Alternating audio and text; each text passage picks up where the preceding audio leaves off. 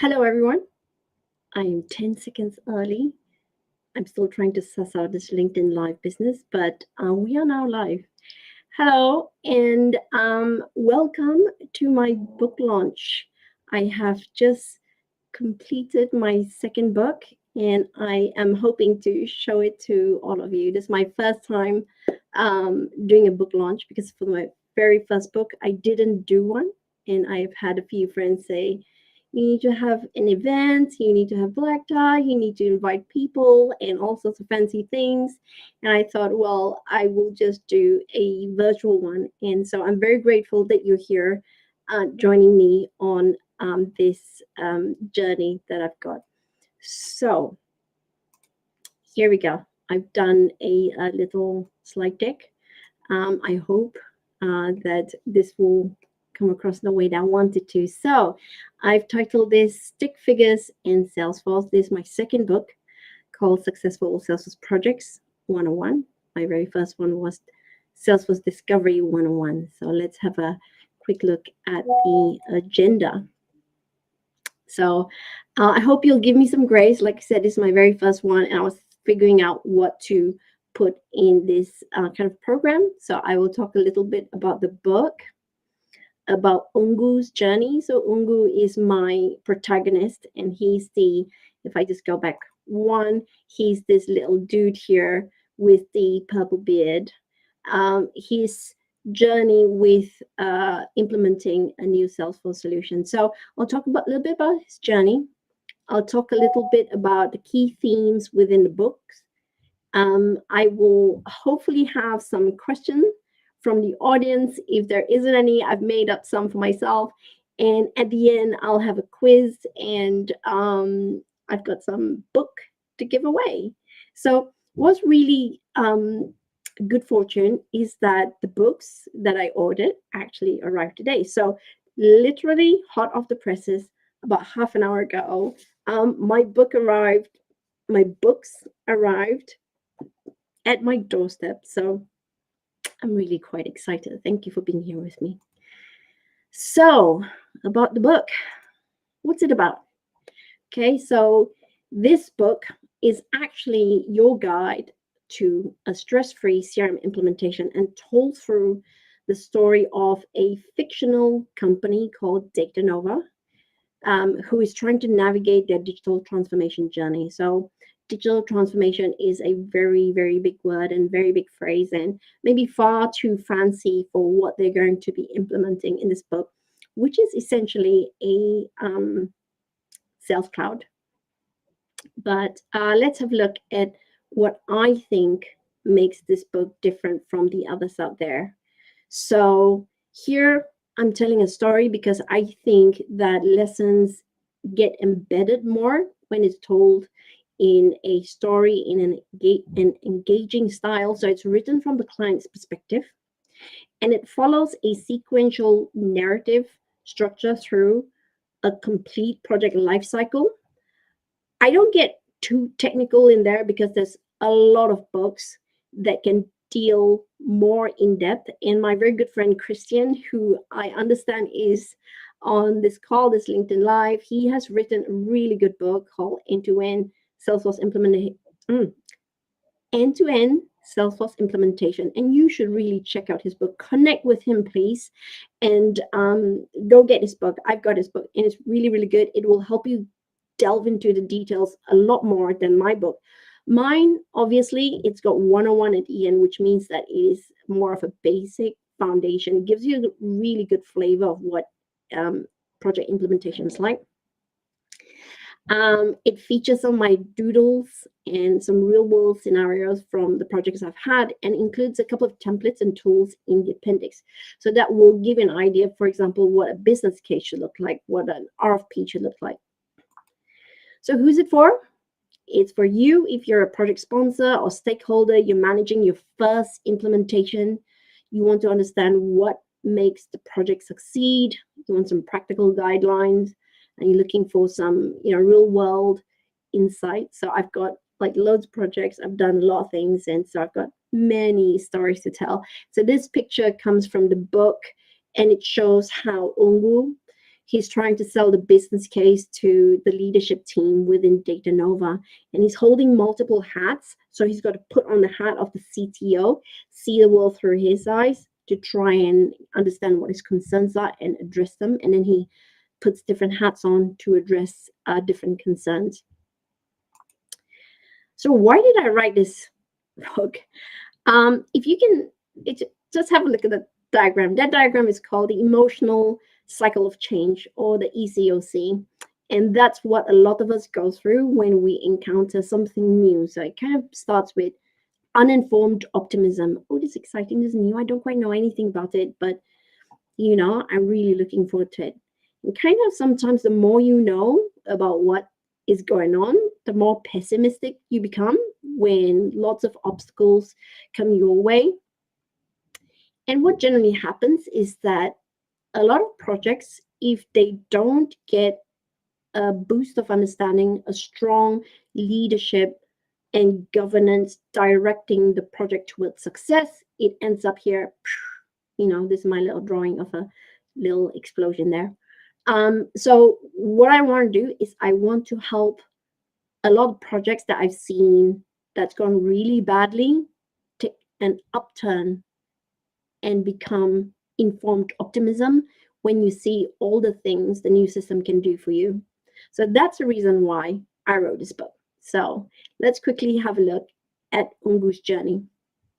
Now I'll start off by saying, let's look at project implementation from the client's point of view in a sequential state. So in the book, I've written 4 sections. It starts with business case, and then discovery and planning, project implementation, and then what happens after go live. So if we look at the first one, it's an organization recognizing you have a need for change, how to write the business case, how to secure executive buy-in, and how to prepare an RFP. If that's the direction you wish to go down, you may not wish to go down that way if you already know who you want to engage with, or if Salesforce has already directed you to the partner that they feel would best be able to serve you, then you can kind of skip this bit. During the discovery, we will look at how to engage with the partner. So almost all my life, I have worked in a consulting practice, so my lens will always be through that. But there are lots of lessons to be learned on how we can work together with the client and kind of like vice versa to ensure a successful project.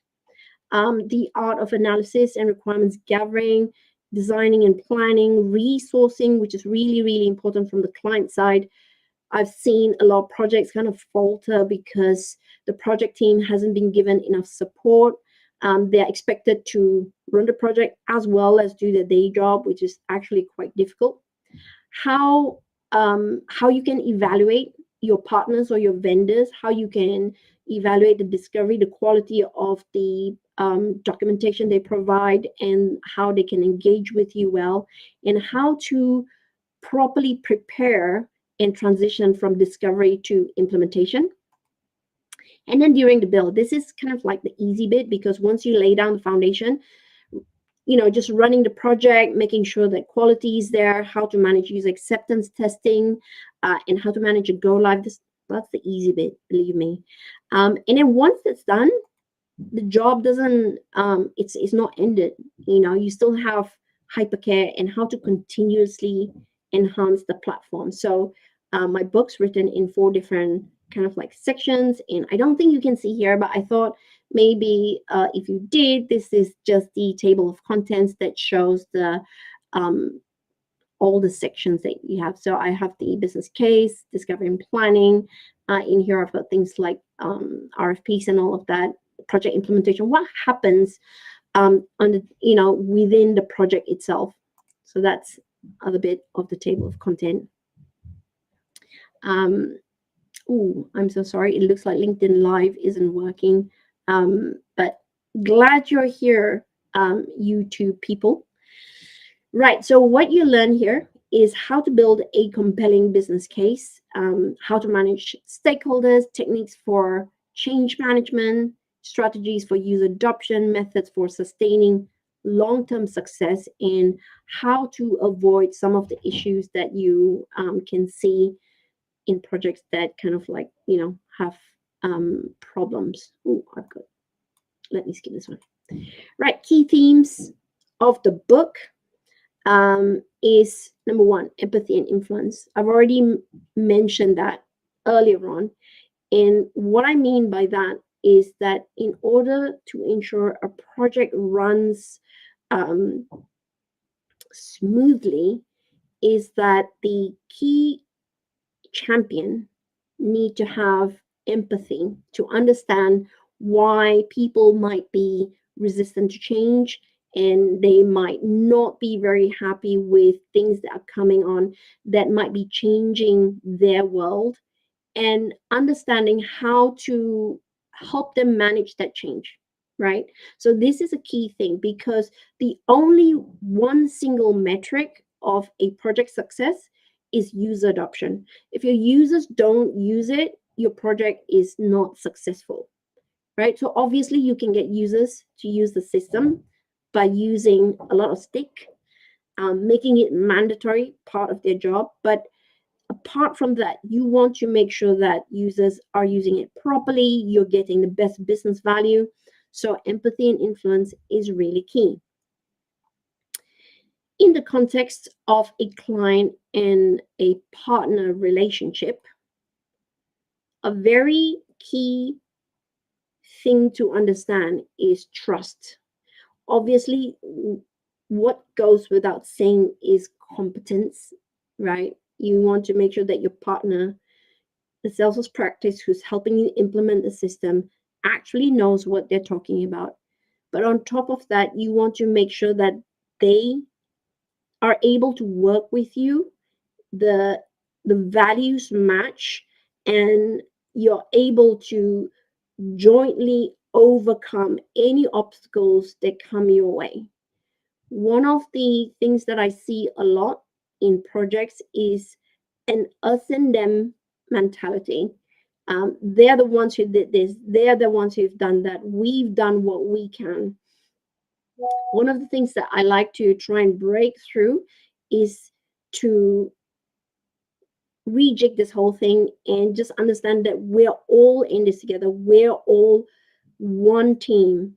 And when difficult things come along, all of us will try and figure a way to move forward together. And a lot of the successful projects that I've been on, we've always been on the same team. We go and face the program board together, making the ask and sharing difficult things and trying to fight the good fight, as they say. And that's always a really good feeling when the client and the partner is truly gelling as one team. Another key theme that I want to highlight is, as Simon Sinek says, to know your why. Um, why are you doing this? Why are you implementing this CRM? Why are you wanting to integrate all these things into your system? And the project implementations where the why hasn't been strong enough, where you haven't had project sponsors with enough influence to try and push it and champion it because of really strong reasons, usually it kind of like falters towards the end. Or we might implement the system and we leave, and 6 months later I hear they've dismantled it and they've gone back to what they were doing before, which is very, very sad. So here are 3 questions when you are working on your business case overall. So the book has got a little bit more details, but generally, is there real need for what you want to do? Can we do it? Can we do it as, as an organization, or do we need help? And then, should we do it? So that's a completely different question. And a really good business case will look at why we want to do this thing in a, without ego, without politics, without anything, but truly look at the reasons why. And it may be the reasons aren't what you want to hear. Like, for example, I've been on projects where it's a vanity project. It's a sales director who used this system in the past and decided that they're going to use it in this new company, regardless of what anyone else thinks, regardless of whether the product is a good fit or not. And so when we get brought on board, we're thinking this is going to be a bumpy ride, and I'm questioning the long term value of the system that we're putting in. And this next one actually is kind of like my favorite, and I dreamt up Fred, um, the scope creep. This is a big killer of many projects. Is when the scope just expands and keep on expanding, and you've got project managers who are just helpless and unable to manage this. You've got stakeholders who are very strong voices and demand to be heard and demand to add things in, and you've got project team members, or like I said, project managers, because really is the project manager's job to manage scope, to say no, to have that difficult conversation with the client. um, so I like Fred, and Fred likes to eat the donut of requirements, and he's always hungry.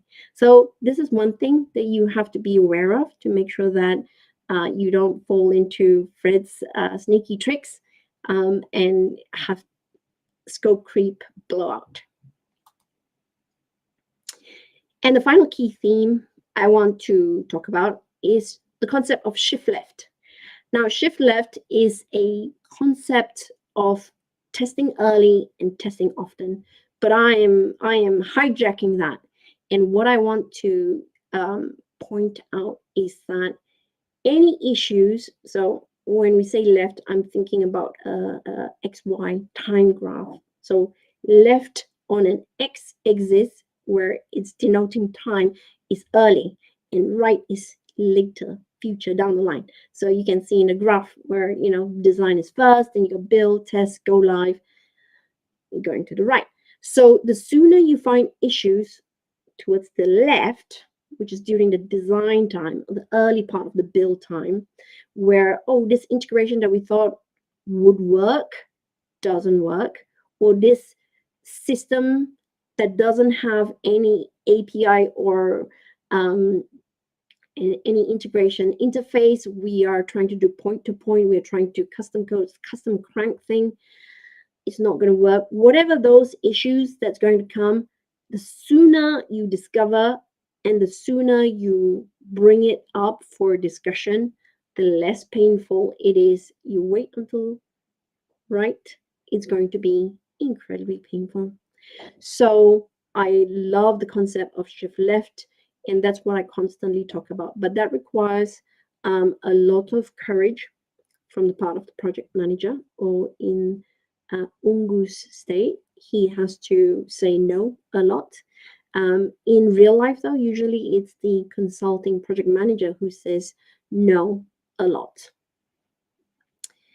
So that's kind of where I want to get to. That's kind of what I want to talk about. That's a lot, but I thought I would kind of stop there. And I would take questions. Are there any questions from the audience? Please feel free to pop in the chat. I think I can get questions both on LinkedIn as well as on YouTube. So thank you for my audience who's online. While I'm waiting for questions, I have made a few questions. Actually, I got maybe one question might be, what are ways to say no professionally? Very contextual. But if you're a project manager, I give you this little tip. It's not here, but I've given a talk on project management tips. One of the things that I start with many kickoffs is the concept of the iron triangle of project management. I don't know whether you've seen those before. They're the correlation between resource, budget, timeline. And when you try and squeeze it, like add more resources, add more scope, but don't change the timeline, don't change the cost, and don't change the quality. And it's almost impossible. right? So during kickoff, I will already introduce this concept and I will say, look, we've planned out this project and it is a beautiful triangle. So we're going to try and manage it as best as we can. But when you start adding scope, something has to give. So when the time comes and there's a difficult conversation and I have to say no, then what I say is, okay, I'm just bringing you back to the iron triangle. You want this additional requirements. What would you like me to descope in order to put this in?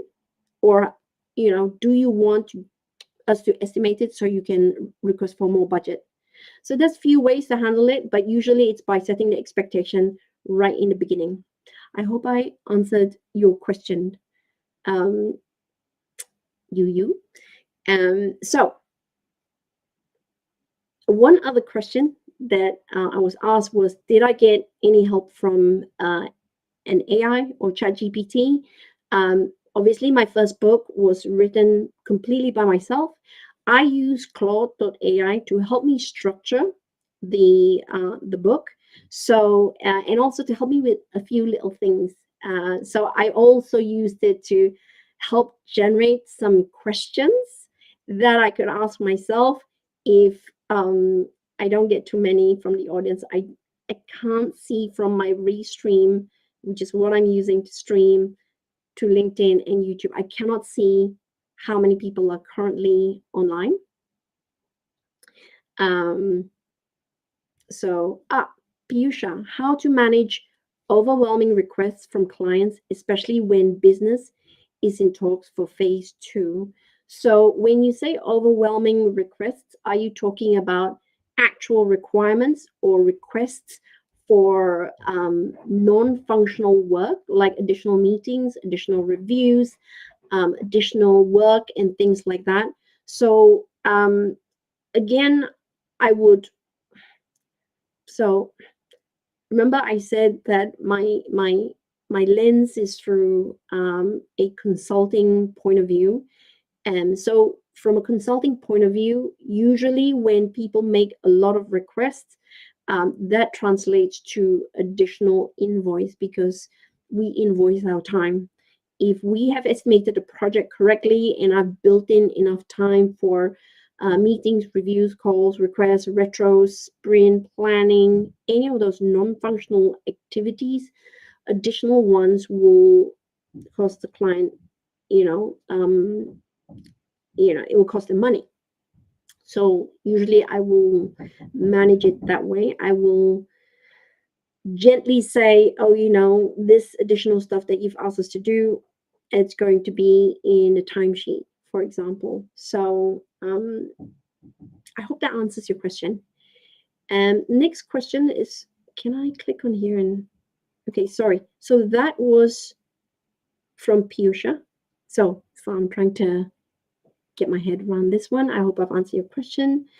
Next question is, does my book include templates? I've included 3 at the moment, which is not a template, an example of a business case, an example of an RFP, and an example of a vendor evaluation matrix.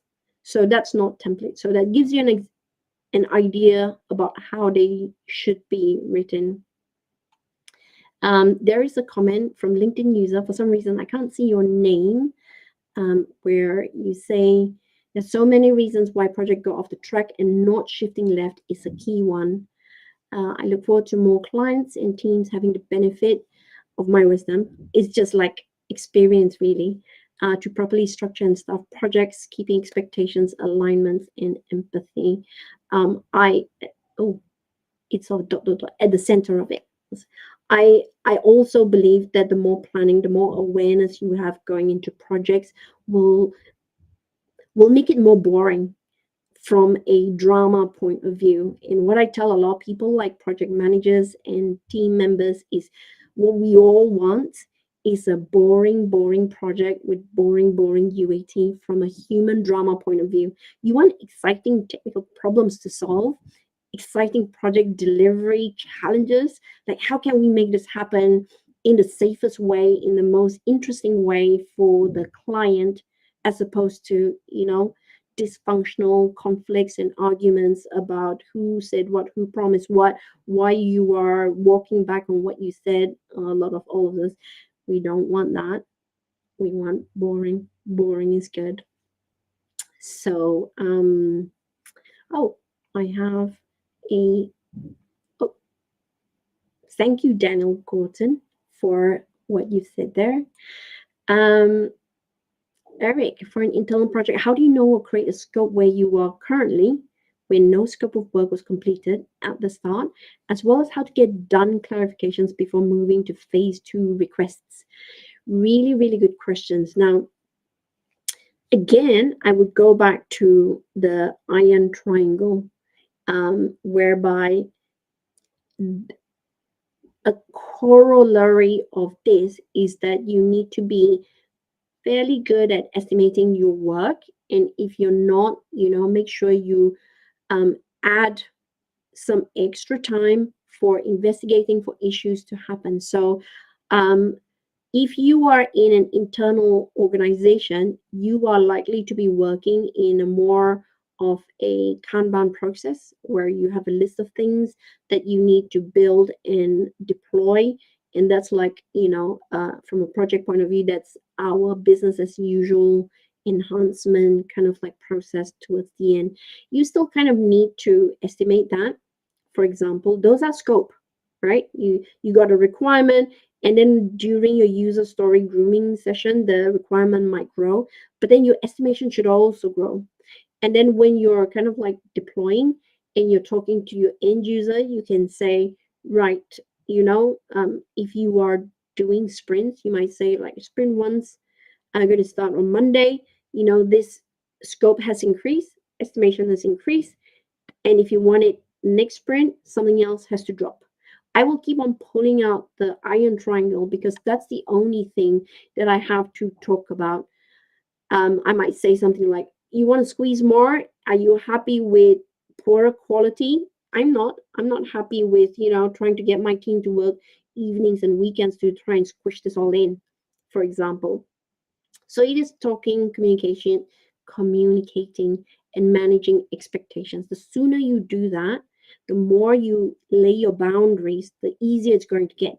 If you give in the first time by working late or anything like that, then your end user is likely to continue um, adding scope to what you need to do. I'm not quite sure if I answered your question, Eric. You have a part two to your question, which is how to get done clarifications before moving to phase two request. You just need to do it and go, hey, I realize that we haven't used this particular concept in the past, but I think we should because that increases the quality of our deliverable as a whole. I can have a whole conversation about that, but I hope that's enough for now. Thank you, Eric. I have another one from Anthony. Does your book talk through the appropriate amount of involvement of sales through project and how sales can support the delivery project? Or is it more exclusively from the delivery perspective? Anthony, it sounds like you are working with a Salesforce practice. What I suggest, damn it, I don't have my book with me. My very first book is Salesforce Discovery 101. I actually talk about sales to delivery handover in a limited fashion. I talk about their process in making sure in setting up the consulting project for success. I don't know if that answers your question. I hope it does because it sounds like a consulting partner kind of question. Are there any more questions? If not, I will go to the one that Mr. ChatGPT has asked, has put out for me. So here you go. Your color coded color COLOUR is how we spell it in England, but obviously you can tell this was generated by an American chat GPT LLM. Your color-coded character names are intriguing, Azul, Kijani, etc. What inspired the choice? So when I was drawing, I first started doodling when I got my Samsung phone with a stylus, and it had this little app that was just really simple. I'm not really a drawer, but it was really simple to do a stick figure and do some hair colors. And I just realized that I it was easy to differentiate characters using their hair and color. So I decided to give my characters names that reflected the hair color in different language. So Kijani, for example, is green in Swahili, and you'll be able to kind of like figure out what color the character's hair is by the name of the individual. So ungu is purple in Malay language. So I'm Malaysian, so that's a Malay word for purple, and he's my project manager. Any more questions? Okay, let's do a few more. What's the one thing you hope readers will take away from this book? I'm hoping that your why. So the at the back of, you can see, right, this is a big why here. It says all successful projects begin with a solid why, also known as a strong business case. I think that's the most important thing that I would love for my readers to take away. And I think it applies to life, right? Why do you want to go to the gym? Is it to lose weight, or is it to build muscle, or is it to be more healthy, or to live longer? So, depending on why you are doing that thing, it will determine your strategy for doing that. So, understanding the why you want to put CRM, is it to put my stake in the ground because I'm the new sales director, or is it actually to help reduce the issues that we've been having or observing within the organization? So understand the why. So the first section on business case, I think, is the most important for my readers to take away. How does this book complement your previous book on Salesforce Discovery? So I wrote Salesforce Discovery 101 a couple of years back because, again, coming from a consulting point of view, where a lot of projects that I saw go wrong is because discovery wasn't done properly. It's the sitting down and understanding the customer and their pain point. It wasn't done as, people don't listen very well. And also, you've heard the phrase, if you're a hammer, everything looks like a nail. So if we are a Salesforce partner, like, we can solve all problems by implementing Sales Cloud and all the other clouds, but is it necessary? So I felt that the crucial skill of running discoveries was not there. And I thought the biggest impact I could make in the ecosystem is by just addressing, if partners did discoveries well, we would have a lot more higher quality projects being delivered. So I did that one. And then now it's from the customer point of view. So what can customers do to help the partners implement a really, I keep going back, high quality and a sexy solution that actually delivers really solid business value, as opposed to something just shiny that everybody wants. Agentforce, for example. So there you go. That's one thing I would urge, if you're a Salesforce partner, that you would get the first book. Oh, by the way, I've lowered the price for the first book now. So it's much less than it was before. It's £24.99 for each book. I don't earn a lot of royalties, by the way, and a lot of people think that I do. The reason why is because I've picked high quality premium paper and cover because of the colors of the doodles, and I didn't want the color to seep to the back page. So everything's high quality, and therefore, I earn just enough for a frappuccino and a half, I think. So get the book. I think it's very helpful if you're a partner. Yes, there's a question on my website offering class of Salesforce PM. I'm not running any at the moment. I'll put on dates for new training in the future if next year comes around. Next question. What feedback surprised me most from my early readers? And interestingly, I've got a small group of wonderful, wonderful friends. I'm so lucky. I've got such amazing friends and people like, Christian, who and Tristan, who is so, so supportive of everything I do. So one of the feedback that was really interesting to me was that the section on securing executive buy-in and understanding them using empathy just got the most thumbs up from people. Like, it's so obvious. Why doesn't anyone talk about that? So I'm really glad for that. If you were to write another book, what would it be about? I have quite a few books in the pipeline. Project management, testing and QA is another one. Leadership and empathy is another. Customer success and user adoption is another one. So I've got a few in the pipeline. I'm working in partnership with a couple of people on documenting and diagramming Salesforce solutions, and so much. It's quite exciting to be me right now. So I'm really in a good place. So thank you everyone for just supporting me on my journey. Right. I hope this next slide come up. Now it's the time for the quiz.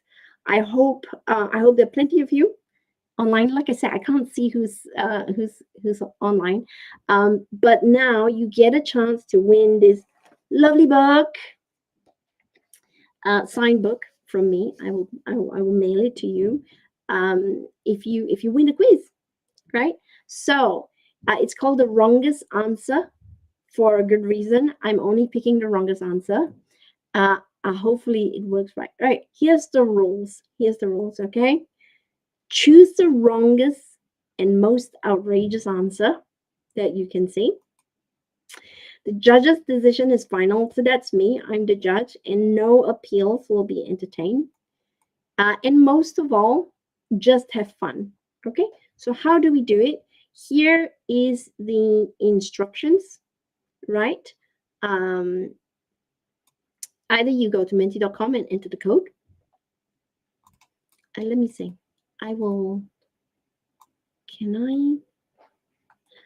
If I put it in the chat,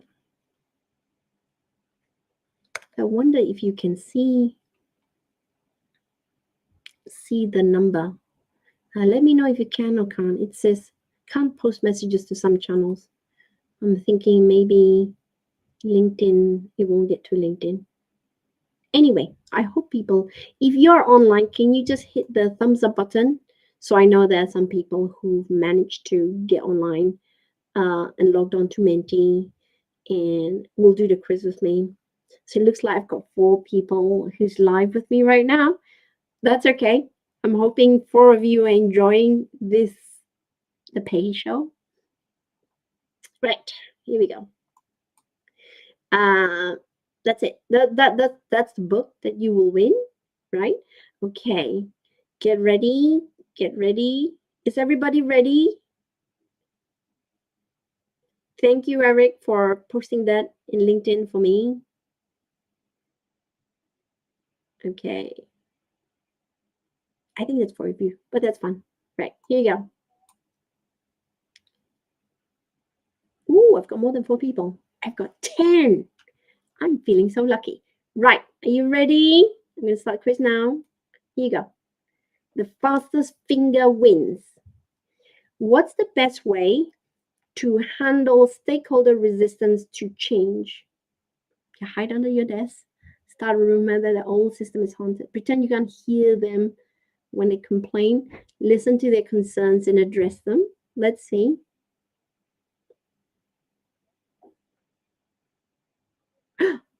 This is the wrongest answer. Wrongest answer. Person number 1 at the end. This is the wrongest answer quiz. Okay. Right. Let's see who is the leaderboard at the moment. So actually, the 4th one is the correct answer here. Nobody? Oh, what happened here? Oh, yes. Nobody won, right? Nobody got the right answer. Fine. Next question. 14 players now, 4 players. You all got a chance still. Here you go. How should you prepare your data for migration? Print everything and retype it. Pray to the goddess of data to magic it all clean. Let the intern sort it out over the weekend. Cross your fingers and hope for the best. Almost there. Here you go. 2 of you have got it right. Let's see who's the 2. Tom and Sakura. Who's Tom? Is it Tom Bassett? Seem to be on some different quiz. What quiz might you be on? Is it the number? Oh, maybe it's a lag issue. I'm sorry. I don't know how to fix that. But I hope you can still take part. Okay, let's go. Question 15. I'm sorry, Anandi, if there's a lag. Maybe get on YouTube. If someone can post a YouTube link on LinkedIn, that'd be great. Or you can go straight to Restream. What's the best time to start change management? What's change management? When people start crying at their desk. Oh, believe me, I've been on some projects where people actually cried at their desk. I'm not joking. It was a sales cloud implementation, and it was also the very first time that they were changing the office layout, and this was in Wembley, in London, and they were changing it from open plan to cubicles, so that in theory it's so that the sales executive, the account executive, can have calls with their clients. So this is on phones, and have some privacy. And for some reason, they really hated that. And so not only were they now being segregated into cubicles like Dilbert, but they're being asked to use Salesforce as well. And so that was such a big revolt, and those tears as well, believe me. Right, so let's see who is, St. Elmo, Samantha, Louise, and Ribbit. Who's on top? Luis. Is it my friend Luis from Portugal? Is that you? Right. 3 more questions go. Let's see. What's the most effective way to train users?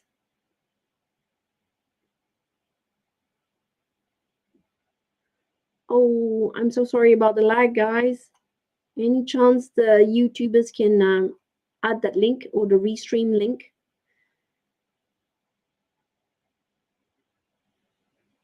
Telepathy. Ding, ding, ding. That's what I would like. Actually, the interpretive dance would have been a really fun answer. Maybe for my next quiz. Next group. Okay, let's see. Sakura's going to be on top, I think, now. Ah, there you are. Ah! Bom dia, Luis. Question number 5. Let's have a look.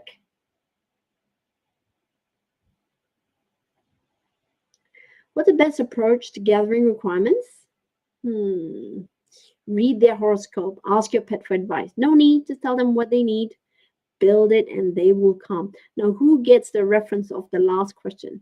Build it and they will come. If you do get the reference, then you are old like me. I don't have a pet, but that seems like a fun answer. It's a Kevin Costner movie, I think. Field of Dreams. Let's have a look. Sakura seems to be still on the top. Yes.